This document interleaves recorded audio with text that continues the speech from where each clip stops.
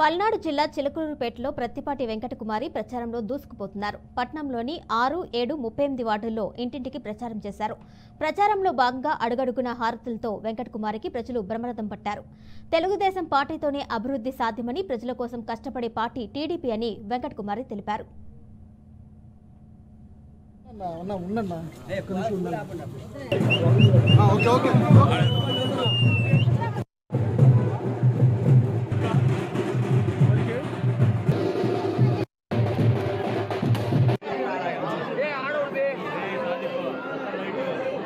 కొట్టు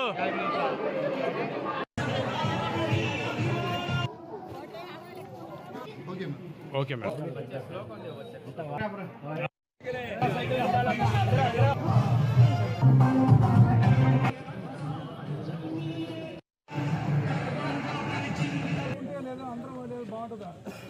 దాన్ని ఇట్రా ఉన్నా